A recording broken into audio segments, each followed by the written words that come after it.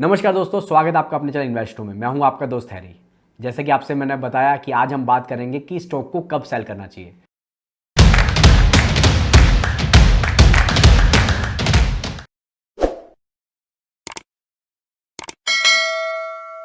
दोस्तों, वीडियो की शुरुआत करूं उससे पहले बता दूं कि हमारा एक ऑफर चल रहा है जून मंथ में। फ्री में आप मुझसे 1-to-1 डिस्कशन कर सकते हैं, कोई कंडीशन नहीं है। डिस्क्रिप्शन में लिंक आपको मिल जाएगा, वहां से जाके किस टाइम आप कॉल कर सकते हैं, व्हाट्सएप नंबर कौन सा है जिस पे आपको कॉल करनी है, डिटेल आपको हमारे टेलीग्राम चैनल पर मिल जाएगी। टेलीग्राम का लिंक डिस्क्रिप्शन में मिल जाएगा आपको। जून मंथ में ये ऑफर चल रहा है। साथ में हमने अपने इन्वेस्टो मेंबरशिप की प्राइस को भी 50% डिस्काउंट पे कर दिया जून महीने के लिए। तो अगर आप सोच रहे थे कि इन्वेस्टो मेंबरशिप ज्वाइन करनी है लेकिन कुछ क्वेरी आपकी थी, तो ये फ्री ऑफर में आप मुझसे 1-to-1 बात करके एक्सप्लेनेशन ले लीजिए और फिर ज्वाइन कर लीजिए इन्वेस्टो मेंबरशिप। दोस्तों, स्टॉक को सेल करने के डिफरेंट रीजन हो सकते हैं और सबका इंडिविजुअल डिसीजन हो सकता है, लेकिन फिर भी अगर हम मेन फैक्टर्स को देखें कि किस वजह से आपको सेल करने का डिसीजन अपना लेना चाहिए, तो हम 3-4 फैक्टर्स को देखेंगे और एक फैक्टर के अंदर में कुछ सब फैक्टर्स भी आपको देखेंगे। तो सबसे पहला factor, when the purpose for which you have bought the stock is no more exist, यानी कि जिस वजह से आपने स्टॉक को खरीदा था अब वो एग्जिस्ट नहीं करता। इसमें कुछ सब फैक्टर्स आ जाते हैं, जैसे कि बिजनेस की परफॉर्मेंस, यानी कि आपने सोचा था कि ये कंपनी फास्ट ग्रोइंग है, 30-40% से ग्रो करेगी, लेकिन अब क्या हो रहा है, कंपनी 10-12% से ग्रो कर रही है, वैल्यूएशन ऊपर से स्काई रॉकेट हो चुके हैं, 70-80 के पी मल्टीपल पर ट्रेड कर रही है और आगे भी कुछ लग नहीं रहा कंपनी 15-20% से ऊपर की ग्रोथ दिखा पाएगी।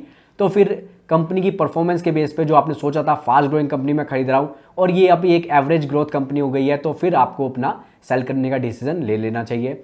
साथ में जो इसी में एक सब फैक्टर आता है वो है कि गवर्नमेंट की पॉलिसी में कुछ ऐसा चेंज हो गया या फिर कोई मैक्रो फैक्टर में ऐसा चेंज हो गया जिसकी वजह से अब ये बिजनेस उतना वाइबल नहीं लगता। जैसे कि अभी हाल में एक्सपोर्ट ड्यूटी इंपोज कर दी थी स्टील पर और उसके बाद आपने देखा स्टील स्टॉक्स में कैसी करेक्शन देखने को मिली। तो गवर्नमेंट की पॉलिसी की वजह से थोड़ा बिजनेस को डिफिकल्टी होगी या फिर कुछ ऐसा परमानेंट डिसीजन गवर्नमेंट ने लिया जिसकी वजह से, जैसे मैंने आपके से अभी कहा कि बिजनेस वाइबल ही नहीं लगता, तो भी फिर आपको अपना सेल करने का डिसीजन लेना चाहिए।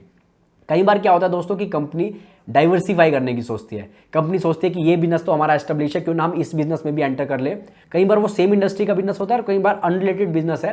तो आज तक की जो ज़्यादा हिस्ट्री रही है, अनरिलेटेड बिजनेस में अगर कंपनी एंटर करती है तो वहाँ पर उसके सक्सेस के रेट बहुत कम होते हैं। तो अगर आपको लग रहा है कि आपकी कंपनी इस एक ऐसी इंडस्ट्री में डाइवर्सिफाई कर रही है अपने बिजनेस को जहाँ पर आपको उसके ग्रोथ के चांस उतने नहीं लगते जितने कि आप एक्सपेक्ट कर रहे हो, या फिर ऐसा ना वो बहुत नेगेटिव डिसीजन हो जाए, तो भी फिर आपको डिसीजन लेना चाहिए कि अब मुझे इस कंपनी को यहाँ से प्रॉफिट बुक कर लेना चाहिए। एक और फैक्टर रहता है जब आप कंपनी को इन्वेस्ट करते हो, वो है कंपनी की मैनेजमेंट, कंपनी के प्रमोटर। कंपनी के प्रमोटर कितने ईमानदार है, मैनेजमेंट कितनी कंपिटेंट है, इस बात को आप चेक करते हो। मैनेजमेंट इंटीग्रिटी की बात आप करते हो। कंपनी के प्रमोटर या मैनेजमेंट ऐसे डिसीजन ले रहे हैं, कुछ ऐसी कॉर्पोरेट अनाउंसमेंट और ऐसे टाइम पे जो कि वाइबल नहीं है, माइनॉरिटी शेयर होल्डर आपके हक में बात नहीं है, तो फिर आपको उसमें डिसीजन लेना चाहिए कि ये कंपनी क्या कर रही है, अंदर क्या चल रहा है, कुछ गड़बड़ है कंपनी में। या फिर आपने देखा होगा इनसाइडर ट्रेडिंग के मामले आते हैं, फंड्स को डाइवर्ट किया जाता है सब्सिडरी में, सब्सिडरी को हैवी वैल्यूएशन पे खरीदा जाता है। तो ये कुछ चीज़ें हैं जो आपको फोर्स कर देती है कि यार ये कंपनी में क्या चल रहा है, और उसके बेस पे अगर मार्केट में उसमें करेक्शन आ रही है, मार्केट उसकी पिटाई कर रहा है, तो आपका लगता है कि यार ये तो अपॉर्चुनिटी नहीं, ये अपॉर्चुनिटी नहीं है, ये अपॉर्चुनिटी है कि इससे बेच के निकलो, ऐसी कंपनी को पोर्टफोलियो में ज़्यादा दिनों तक होल्ड करके मत रखो। तो ये भी आपको एक डिसीजन लेना पड़ता है सेल करने का। जो मैंने आपको बोला कि जब द पर्पज़ जिसके लिए आप कंपनी में इन्वेस्ट कर रहे थे वो पर्पज़ अब एग्जिस्ट नहीं करता।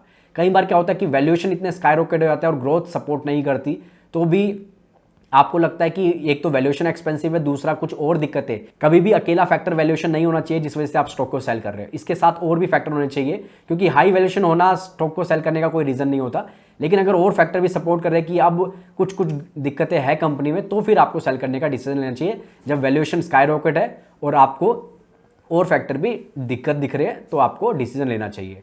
तो ये तो कुछ वो फैक्टर हुए जिन पे मैंने आपको बताया कि जब आपका पर्पस जिस वजह से आपने कंपनी को खरीदा था वो एग्जिस्ट नहीं करता। लेकिन इसके अलावा और भी फैक्टर होते हैं। जरूरी नहीं है कि कंपनी में कुछ फंडामेंटल दिक्कत हो या कोई एक्सटर्नल फैक्टर की वजह से आप उसको बेच रहे हो। इसके अलावा भी डिसीजन हो सकते हैं जबकि फंडामेंटल इंटैक्ट है, ग्रोथ और प्रोस्पेक्ट भी इंटैक्ट है, मैनेजमेंट भी बहुत ईमानदार है, फिर भी आप स्टॉक को सेल करते हो। वो कब होता है? पहला केस, जिस पर्पस के लिए आपने इन्वेस्टमेंट किया था, जो गोल आपने सेट किया था, वो गोल अब पास आ गया है और आपको पैसा चाहिए और आप विड्रॉ करना चाहते हो, तो प्रॉफिट आप बुक कर सकते हो, उसमें कोई दिक्कत नहीं है। क्योंकि जब पर्पस जिसके लिए मैंने इन्वेस्ट किया था, मेरा वो पर्पस पूरा हो रहा है, कंपनी अभी भी अच्छा करेगी, आगे भी अच्छा करती रहे, लेकिन क्योंकि अगर मैंने सोचा था कि मुझे घर की डाउन पेमेंट करनी है और मेरा पर्पस पास आ रहा है, तो मुझे प्रॉफिट बुक करना चाहिए और अपना पर्पस पूरा करना चाहिए। तो गोल जिसके लिए आपने इन्वेस्ट किया था वो पास आ रहा है, तो भी आप अपने स्टॉक में से प्रॉफिट बुक कर सकते हैं। साथ ही अगर आपको एक बेटर आइडिया मिल रहा हो, मान लीजिए आपने पिछले 5-6 साल से किसी कंपनी में इन्वेस्टेड थे, लेकिन अब आपके सामने एक नई कंपनी आई है जिसकी आप रिसर्च कर रहे थे और आपको लगा कि यार ये तो इससे भी बेटर है, तो भी आप अपना सेल करने का डिसीजन ले सकते हैं, इरिस्पेक्टिव ऑफ कि आपके एग्जिस्टिंग स्टॉक की परफॉर्मेंस अभी भी मेंटेन है, लेकिन फिर भी आपको बेटर अपॉर्चुनिटी मिल रही है, बेटर आइडिया पे आप काम कर रहे थे, तो आपको फंड की रिक्वायरमेंट है, तो इस कंपनी को या तो आधा बेचेंगे या पूरा एग्जिट करके पैसे को नई कंपनी में इन्वेस्ट कर सकते हैं। तो ये भी एक रीज़न हो जाता है कई बार सेल करने का। कई बार क्या होता है दोस्तों कि हम एक सिक्लिकल स्टॉक में एंट्री कर लेते हैं। अब साइकिल में स्टॉक तो ऐसे मूव करेगा, तो अगर मेरे को स्टॉक को अगर 10 साल मैंने होल्ड कर लिया और उसकी साइकिल 5 साल की है, तो क्या होगा कि जहां मैंने खरीदा था 10 साल बाद वो स्टॉक वहीं पर दिखेगा और फिर मुझे लगेगा यार मैंने क्या कर लिया। तो सिक्लिकल स्टॉक को हमेशा आप याद रखें बॉटम के आसपास आप ले, और जब वो अपने पीक पे हो तो आपको सेल करना पड़ेगा। एग्जैक्ट बॉटम कोई नहीं नाप सकता और ना ही एग्जैक्ट पीक कोई नाप सकता है, लेकिन जब आपको लगे कि अपने पीक के बहुत पास पहुंच रहा है तो आपको सेल करने का डिसीजन लेना चाहिए एक सिक्लिकल स्टॉक में से। अदरवाइज आपको सेम रिटर्न मिलेंगे, कोई ज़्यादा एक्सपेक्टेड रिटर्न वहाँ से आप कमा नहीं पाएंगे, क्योंकि साइकिल में स्टॉक वापस से नीचे आना शुरू हो जाएगा। तो मेटल, ऑटो, ऐसे सेक्टर में जब हम इन्वेस्ट करते हैं तो हमें एक सही टाइम पे एग्जिट भी लेना पड़ता है, सेल करना भी बहुत ज़रूरी हो जाता है। अब मैं 2 बोनस टिप आपको देता हूँ जिस टाइम पे आपको बिल्कुल भी स्टॉक को नहीं सेल करना चाहिए। पहला, जब आपका स्टॉक प्राइस परफॉर्म ना कर रहा हो लेकिन अंडरलाइंग बिजनेस बहुत स्ट्रॉन्ग चल रहा हो, तो कभी भी आपको अपने स्टॉक को बेचना नहीं चाहिए। क्यों? क्योंकि हिस्ट्री में ऐसा देखा गया है कि कई बार कंपनी 2 साल, 4 साल, 5 साल अंडर परफॉर्म करता है स्टॉक प्राइस, लेकिन अंडरलाइंग बिजनेस अगर सही चल रहा है तो फिर 1 साल में आपको 10 साल के बराबर का रिटर्न मिल जाता है। तो ये कोई रीज़न नहीं होना चाहिए कि मेरा स्टॉक प्राइस भाग नहीं रहा है और मुझे स्टॉक को सेल कर देना चाहिए। अभी पिछले कुछ 1-2 साल में अगर आप देखोगे तो बैंकिंग सेक्टर है, इंश्योरेंस सेक्टर है, इनमें ज़्यादा कोई रिटर्न बना नहीं है, तो लोग पेशेंस जिनमें नहीं है वो सोच रहे हैं यार इसमें से बेचो और भागो। तो जिन लोगों में पेशेंस नहीं है उनको लग रहा है इसमें से तो बेच के निकल जाना चाहिए, लेकिन नहीं।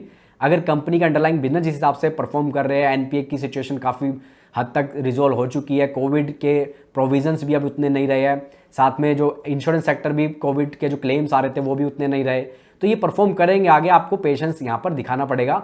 जस्ट एक रीज़न कि आपने स्टॉक प्राइस नहीं परफॉर्म करा, ये कोई रीज़न नहीं होता स्टॉक को सेल करने का, तो बिल्कुल भी आपको स्टॉक को नहीं सेल करना चाहिए। सेकंड रीज़न आता है वैल्यूएशन, जिसकी मैं पहले ही बात कर चुका हूँ। वैल्यूएशन के बेस पे कभी भी सेल करने का डिसीजन नहीं लेना चाहिए। आप में से बहुत से लोग क्या करते हैं कि यार ये स्टॉक अब महंगा हो गया, इसको अब बेच देता हूँ, बाद में इसको खरीद लूँगा। अपने खुद के एक्सपीरियंस से मैं आपको बता रहा हूँ कि 2-3 स्टॉक मुझसे ऐसे मिस हुए जिनको मैंने सोचा कि यार वैल्यूएशन एक्सपेंसिव है, अभी बेच देता हूँ, बाद में इनको खरीद लूँगा, और बाद में खरीदने का मौका नहीं मिला।